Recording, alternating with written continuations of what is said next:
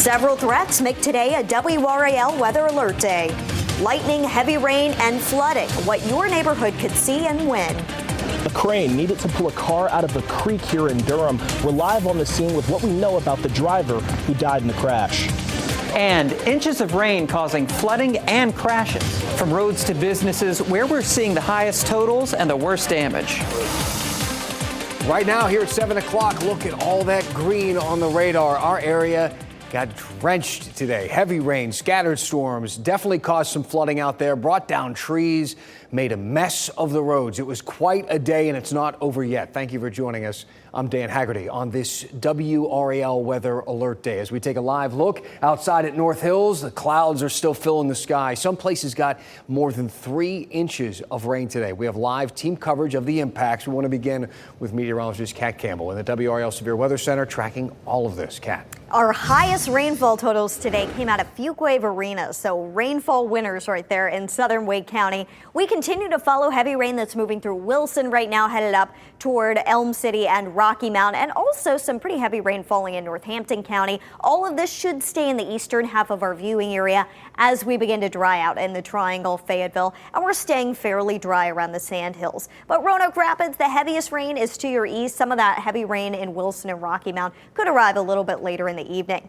The radar estimated rainfall totals are pretty significant here. Henderson, just under 2 inches, about 2.5 inches in Lewisburg, just under 1.5 inches there in Rocky Mount, and to the south, 0.85 inches for Fayetteville, and Sanford, the radar estimate there, 2.5 inches. Futurecast continues to show that band of rain in the eastern part of our area, but after about 9 o'clock tonight, we could see a second, more scattered band try to push through the area. I think the bulk of the steady, widespread rain is over for tonight. It'll be more scattered after this. Your weekend forecast is coming up soon. Talk to you again soon. Thank you, Kat. Now to some breaking news we have been following. A sad situation. A person is dead after a car slid off a Durham road and overturned into a creek. Crews had to use a crane, as you can see here in this picture, to pull that car out of the water in the last hour and a half or so. WRAL's Willie Danley is live. This is near the scene, Midland Terrace. Willie, officials have had that road closed for a long time at this point. What a situation out there. Yes, it is, Dan. This road is still closed. Right now, a lot of those fire trucks have left this area, but there's family and friends of this victim who've gathered here, and they're working to learn more information about what happened to their loved one.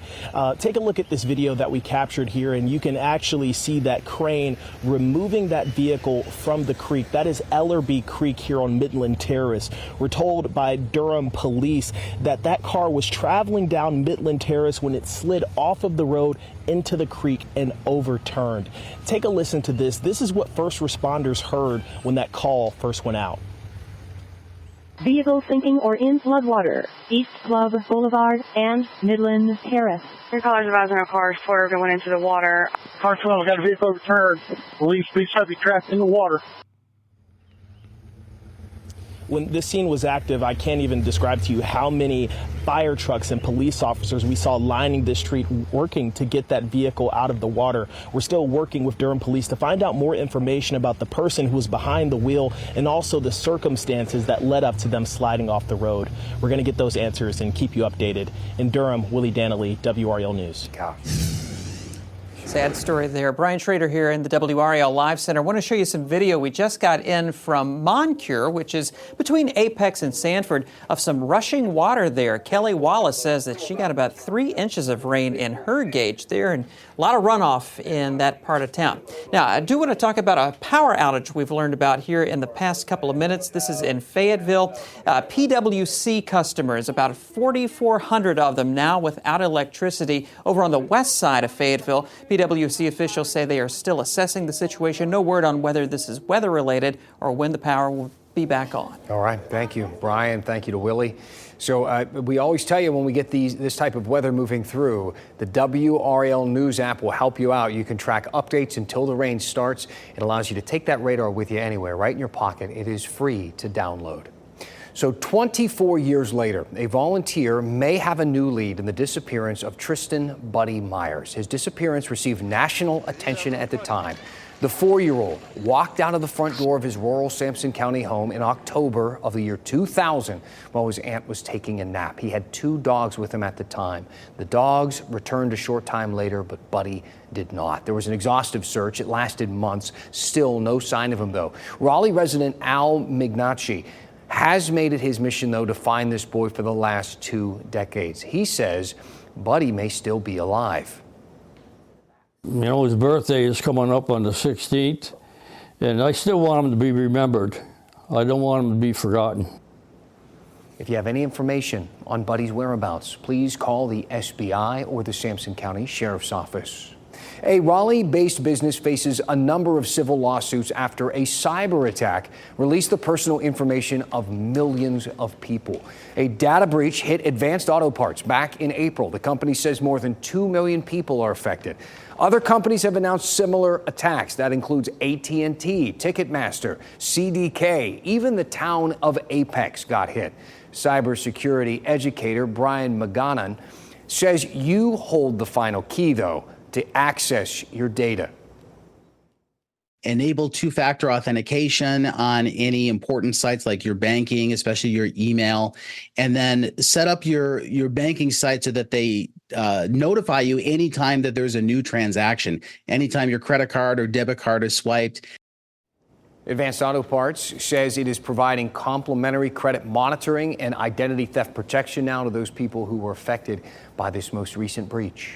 A major milestone today for Medicaid expansion in North Carolina. 500,000 people who didn't have health care coverage before are now enrolled. A celebration today honored the advocates who helped make that happen, sometimes in the middle of their own pain and their own loss. WRAL Capitol Bureau Chief Laura Leslie has one mother's story. For Robin Jordan, today's milestone celebration was especially poignant. She couldn't help but think about her daughter Jessica and what might have been if Medicaid expansion had come sooner. Robin Jordan's daughter Jessica struggled for years with addiction and mental health problems. She had no insurance. She didn't qualify for Medicaid. She was too sick to work, and she fell into the coverage gap because she was considered a healthy adult in her 30s, but she was far from healthy. Jessica died of an accidental overdose, fentanyl, at just 32 years old. Robin, who's a public health nurse, believes that if her daughter could have had access to Medicaid, she could have gotten the life-saving care she truly wanted. She couldn't put 2 nickels together to help herself to get into, a recovery center to get help for her mental illness, for her dual addictions. But she would write in her journal about how she wanted to save money, and when she saved X amount of money, she was going to start making phone calls to X, Y, and Z places. After Jessica died, Robin learned about the push for Medicaid expansion. She became an advocate for it, telling her daughter's story all across the state. Governor Roy Cooper singled her out for thanks at a ceremony Friday, celebrating the enrollment of 500,000 people in just the first few months of expansion. Even though my Jessica's not here any longer to speak for herself, there are 500,000 other Jessicas today that have insurance and have hope for their health and hope for their futures, and I'm very proud to be a part of this. Jessica would have been proud, too. Laura Leslie, WRAL News, Raleigh. A warning tonight not to swim or eat any fish from rivers along the Virginia border. This can be traced back to last weekend's fire at a fertilizer warehouse there. Runoff carried chemicals to the Meherrin and Roanoke rivers. This has a direct impact on waterways in Warren, Northampton, and Halifax counties. People and pets should avoid all recreational water, they say, any activities out on the water in these areas until further notice. Still ahead, we are going to go in depth on sharks, a closer look at the actual chances of really getting bitten by one and how we can protect ourselves, some of the new ways that are out there to stay safe. That's next. Plus, we have a theme going here. Take a look at this rare sighting. Those are manatees off of our coast. What a cool image. We'll give you the story behind that. As we head to break, though, a live look at Wake County. You have to take my word for it. That's from our tall tower cam. It has been that kind of hazy day. The rain's still falling in our area. We have the details for you after the break. Welcome to Friday, everybody. Lots to do this weekend. If you're headed to the coast, Buckle up as we go in depth into the depths on sharks.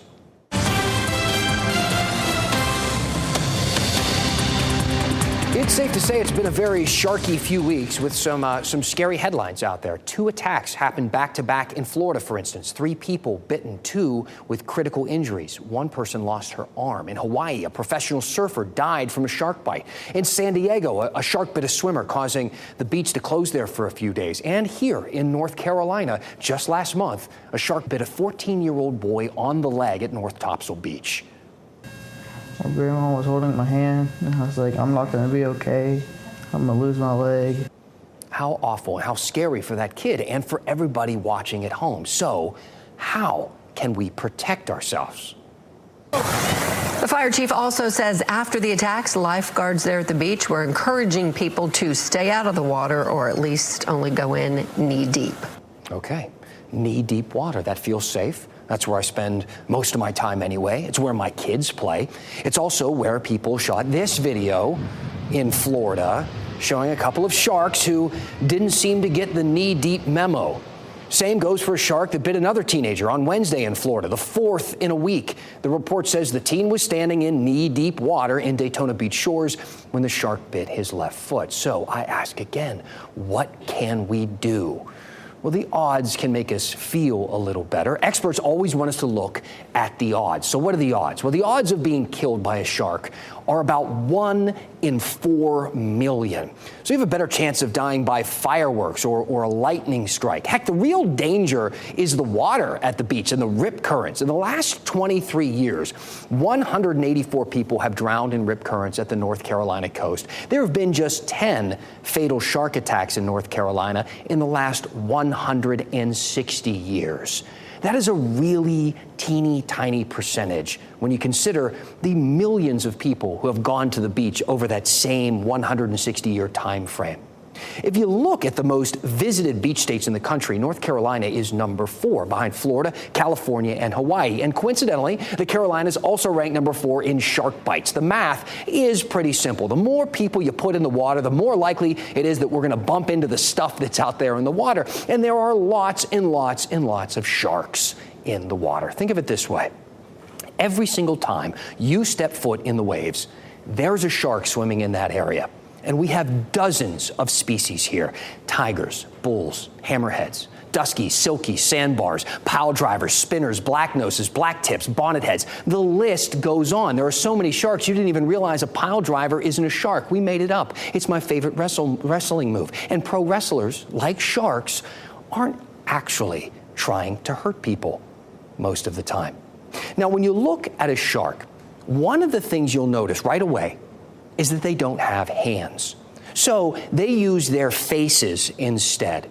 They have tons of nerve endings and sensors in their nose and mouth. And in their mouth, you'll find a bunch of razor-sharp teeth. You can see how that's problematic. Think of Edward Scissorhands. He wasn't trying to hurt the waterbed. His hands are scissors, you see. Which is why a shark researcher at UNC told me that scientists actually prefer the term shark bite instead of shark attack. Attack implies intent, and sharks aren't swimming up and down the coast intentionally taking little Costco samples out of people's legs.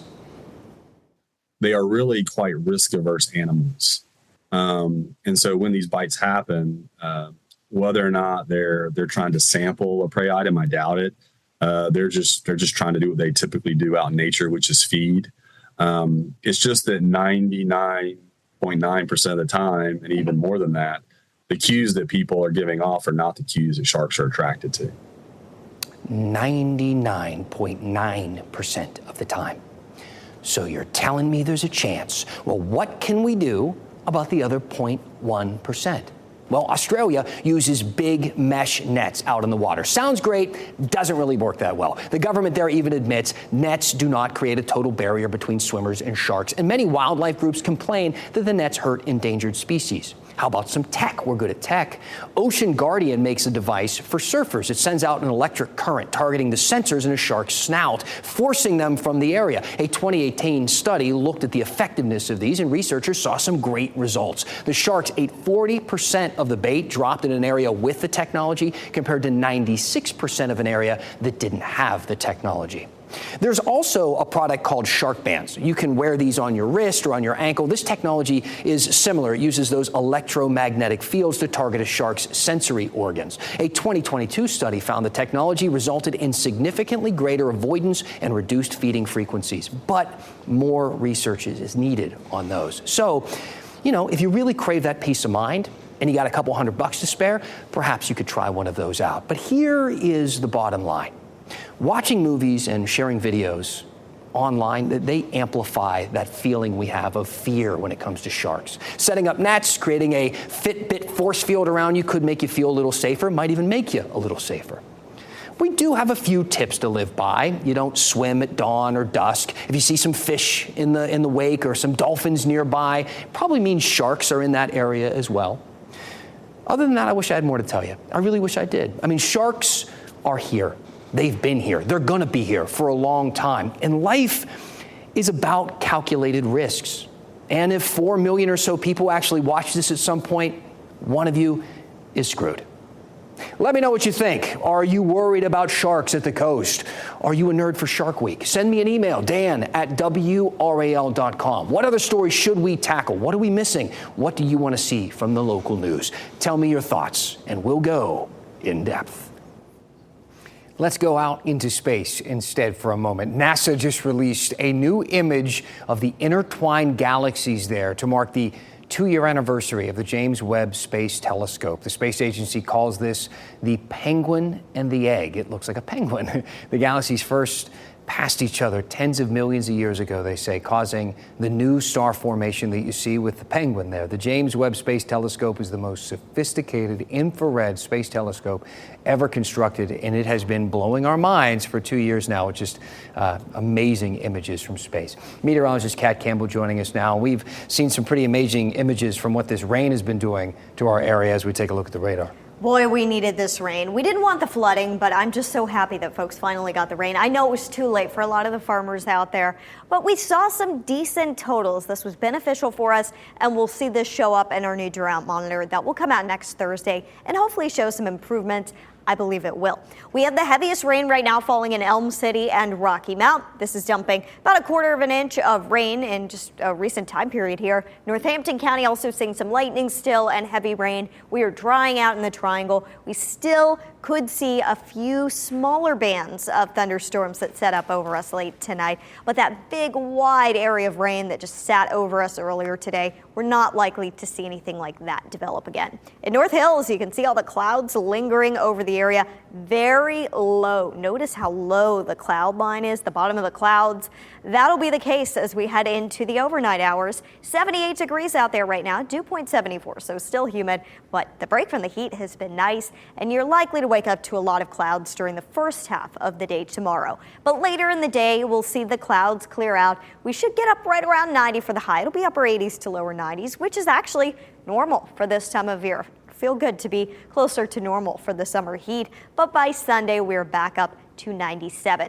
The best chance of a shower or storm will actually come tomorrow morning early in the day, and then about a 30% chance during the afternoon. That chance goes down later in the evening. The big story after this rain tonight is the heat. It's coming right back. Upper 90s on the way, even triple digits by the time we get to next Tuesday. We are forecasting 101.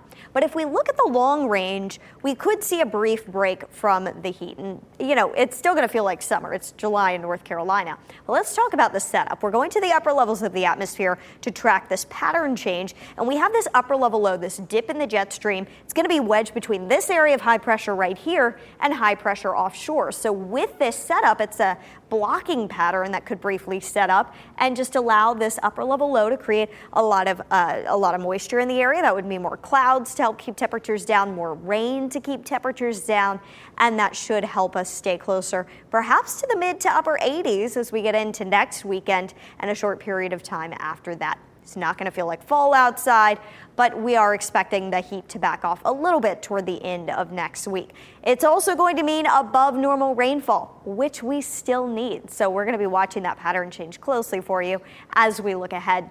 Here's your 7-day forecast. It's a hot one. We've even got upper 70s for lows looking ahead to next week.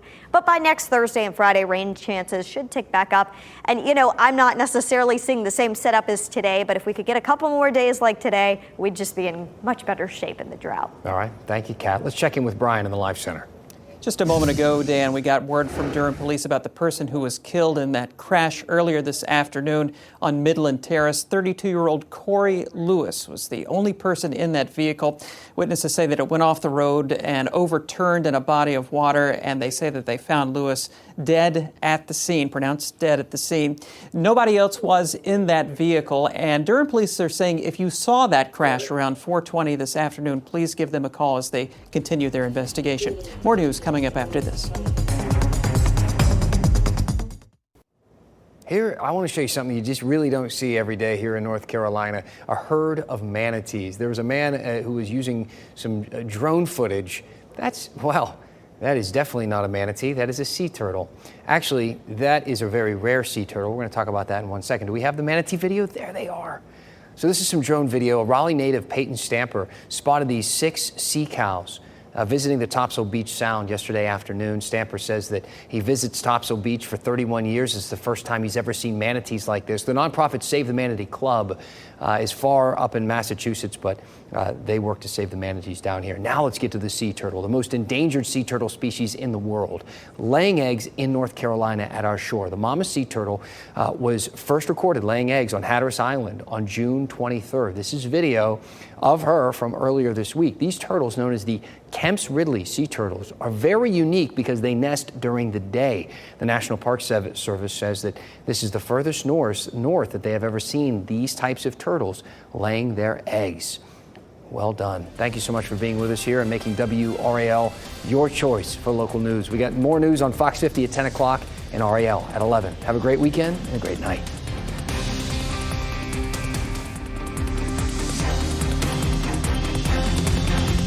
Keep watching WRAL News over the air channel 34.